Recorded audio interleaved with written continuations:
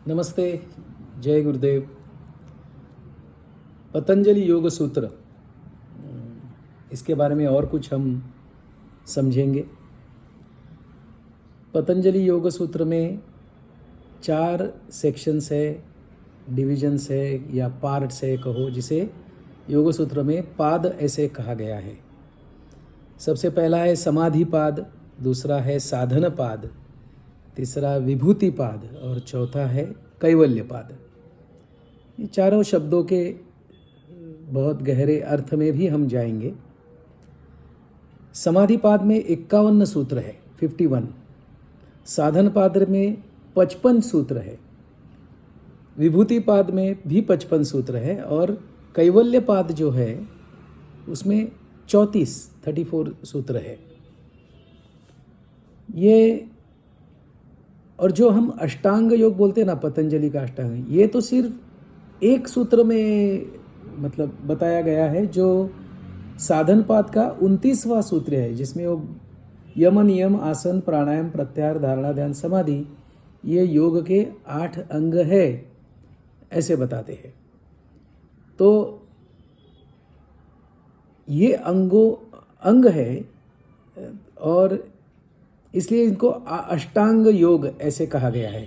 लेकिन योग क्या है? योग ये मीन्स है, एक्सेस है। फाइनली अटेन क्या करना है उसके बारे में पतंजलि बताते हैं कि कैवल्य प्राप्ति। और बीच में क्या आता है? तो उसके पहले कैवल्य के पहले विभूति पाद आता है, मतलब जिसे सिद्धियाँ कही जाती है।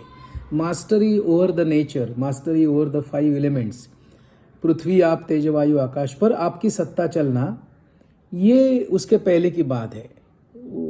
और विभूति के पहले क्या है? तो साधन है, और साधन की जो शुरुआत है वो समाधि से है। तो अगर कैवल्य की तरफ बढ़ना है तो हमें समाधि से शुरुआत करनी पड़ती है, फिर साधन है, साधना है कहेंगे, फिर बीच में आएंगी वो विभूतियाँ, बहुत सारी पावर्स आएगी। जिस पर रुक गए तो वापस आ जाओगे, और नहीं रुके उसके परे चले गए तो कैवल्य की प्राप्ति हो सकती है, जो मानवी जीवन का कहे गंतव्य स्थान हो सकता है।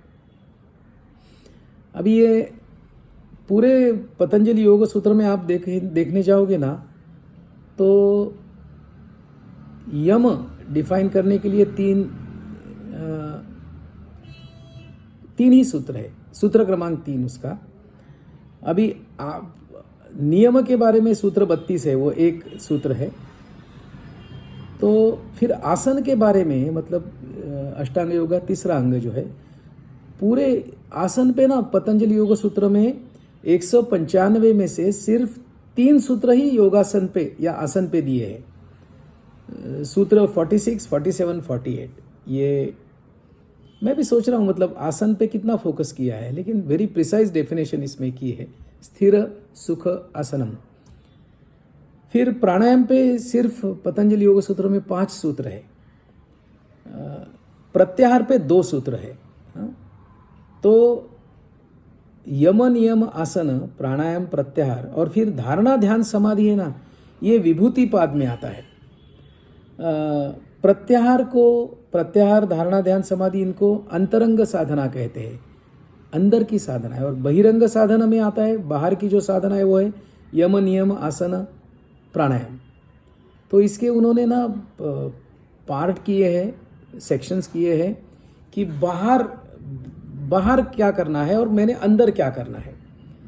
तो अंदर करने के लिए, अंदर कुछ भी करना है तो एक बात यहाँ बताई गई है कि जिसे अंतःकरण चातुष्टय ऐसे शब्द इस्तेमाल किया है। इनर इंस्ट्रूमेंट्स 4 है, इनर इंस्ट्रूमेंट्स। अभी बाहर जैसे पंचेंद्रिय है, ज्ञानेंद्रिय है, ये सब बाहर की बातें हो गई, हाथ है, पैर है, ये सारी बातें जिससे हम बाहर की दुनिया में कुछ कर्म करते हैं, बाहर की दुनिया से कनेक्टेड रहते हैं। लेकिन अंदर अगर काम करना है, खुद पर काम करना है, तो ये बाहर के इंस्ट्रूमेंट काम नहीं आते। उसके लिए इनर इंस्ट्रूमेंट्स है, अंतःकरण चातुष्टय 4 इंस्ट्रूमेंट्स। तो वो है मन, बुद्धि, चित्त और अहंकार। तो अभी हम ऑर्डिनरी आम आदमी की भाषा में समझेंगे कि ये क्या मन है। तो मेरी समझ ये है कि जिसको आप करेक्ट भी कर सकते हैं कि मन मतलब पोस्टमैन की तरह ये काम करता है। शरीर के जो इंद्रिय है, पंचेंद्रियों को बाहर से जो भी संवेदना प्राप्त होती है उसको अंदर ले जाना, कैरी करना। और कहाँ ले जाता है? वो बुद्धि की तरफ ले जाता है कि कोई भी सेंसेशन आ गया, संवेदना आ गई, स्टिमुली आ गई तो बुद्धि की तरफ ले जाता है। बुद्धि की तरफ क्यों ले जाना है? क्योंकि वो क्या है ये समझकर उस पर डिसीजन करना है ना। तो बुद्धि का काम है डिसीजन करना। तो आपके अंदर, मेरे अंदर जो निर्णय प्रक्रिया होती है ना, डिसीजन लेना होता है ना, वो बुद्धि फैकल्टी है। फिर बुद्धि में जो डिसीजन होगा वो फाइनली वापस इंद्रियों को बताना है, रिएक्शन देनी है, रिस्पॉन्स देना है। तो वो मैसेज भी कैरी करने वाला मन ही है जो इंद्रियों तक जाता है। तो to my understanding mind acts as a postman, as a courier, as a messenger. बाहर से मैसेज आ गया, अंदर ले गया, अंदर का जो डिसीजन हो गया वो बाहर बता दिया, उस हिसाब से इंद्रियों ने काम किया। तो ये शरीर तो अपने आप चलता है, शरीर की बहुत सारी क्रियाएं तो अपने आप चलती है। तो ये अपने आप चलने वाला जो है, इसके लिए अंदर के इंस्ट्रूमेंट काम आते हैं, जैसे मन और बुद्धि। फिर चित्त क्या है? चित्त कहेंगे हम कि स्टोरेज ऑफ ऑल इंफॉर्मेशन, जैसे हार्ड डिस्क है कंप्यूटर में, ये चित्त में सब स्टोर हुआ है। और फिर ईगो क्या है? तो मेरे अपने होने का एहसास, अहम भाव कहे। मुझे अगर मेरे होने का एहसास ही नहीं है तो फिर क्या बचा? सो मन, बुद्धि, चित्त और अहंकार, इनको 4 इनर इंस्ट्रूमेंट्स कहा गया है। तो इसमें बुद्धि जो डिसीजन लेती है वो कैसे लेती है, हमें डिसीजन मेकिंग प्रोसेस कैसी होती है, इस पर हम अगले वीडियो में कुछ बात करेंगे, कुछ समझेंगे। अभी बस जनरली हम समझ रहे हैं अष्टांग योग क्या है और ये अंतःकरण चातुष्टय क्या है। बहुत बहुत धन्यवाद। जय गुरुदेव।